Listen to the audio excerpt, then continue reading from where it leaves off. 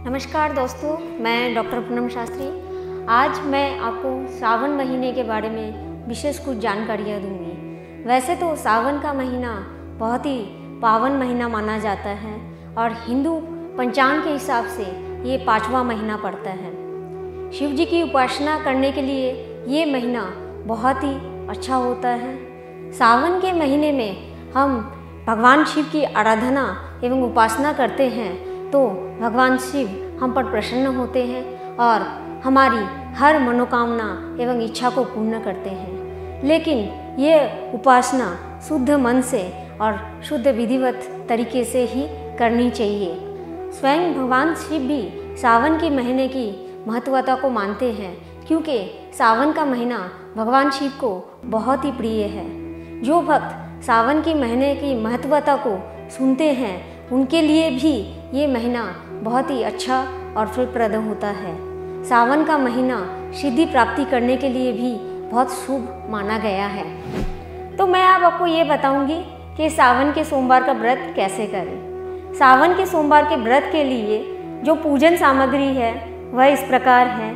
कच्चा दूध, शुद्ध जल या फिर आप गंगा जल भी ले सकते हैं, और पान, सुपारी, लौंग, इलायची, बेलपत्र, आँख का फूल भी ले सकते हैं आप। अगर नहीं आँख का फूल आपको मिले तो आप कोई भी फूल चढ़ा सकते हैं, लेकिन लाल फूल मत चढ़ाएं। शहद, घी, और आप ले सकते हैं साथ में इत्र, केसर और चंदन।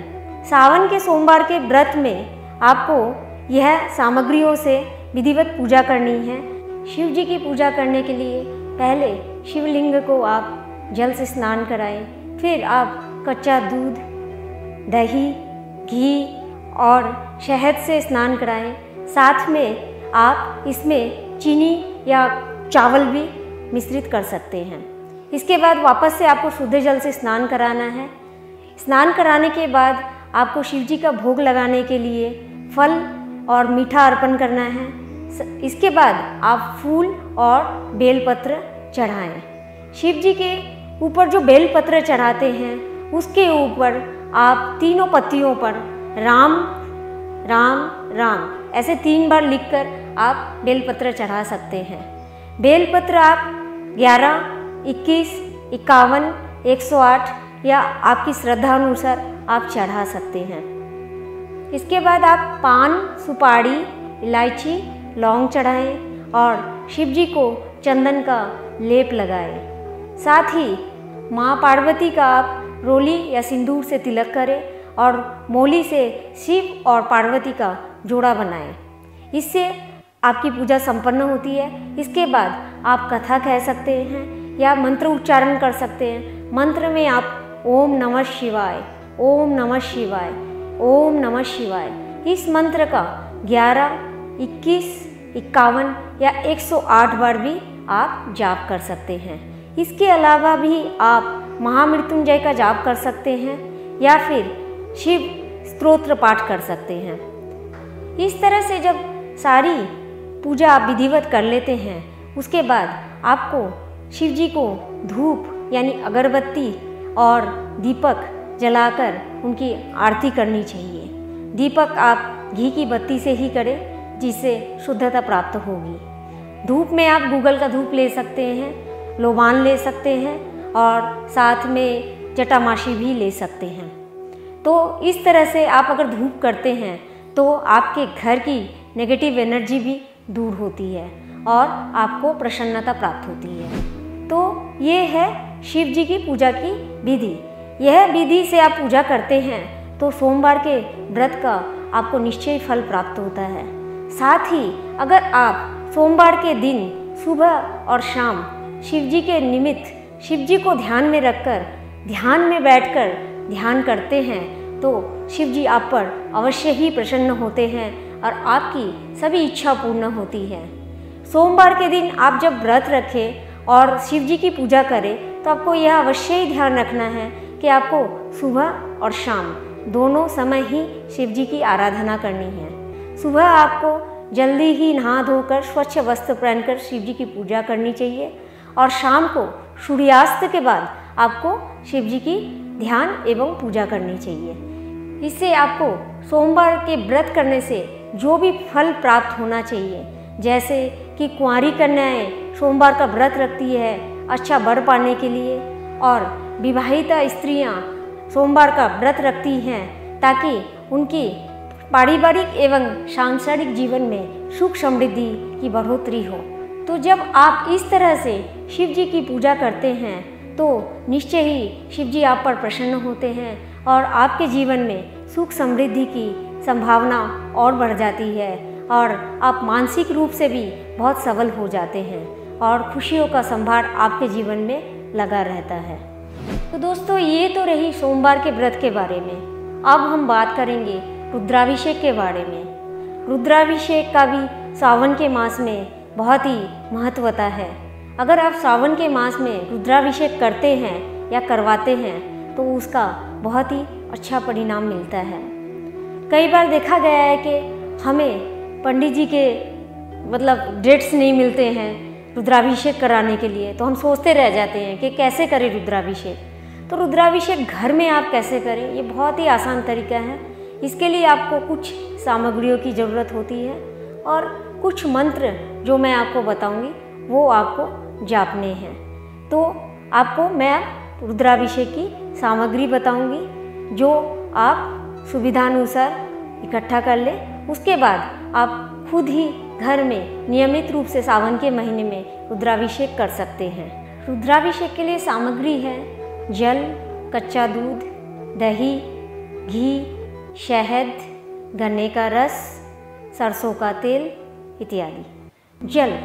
जल से रुद्राभिषेक करने से क्या होता है, शिव खुद स्वयं जल के प्रतीक माने जाते हैं। जब आप जल से रुद्राभिषेक करते हैं तो भगवान शिव आप पर प्रसन्न होते हैं और आपकी मनोकामना पूर्ण करते हैं। इसके साथ अगर आप कच्चे दूध को मिला लें और कच्चे दूध से भी आप रुद्राभिषेक करें तो आपको बहुत ही अच्छे परिणाम मिलते हैं एवं आपकी मानसिक परेशानियां दूर होती हैं।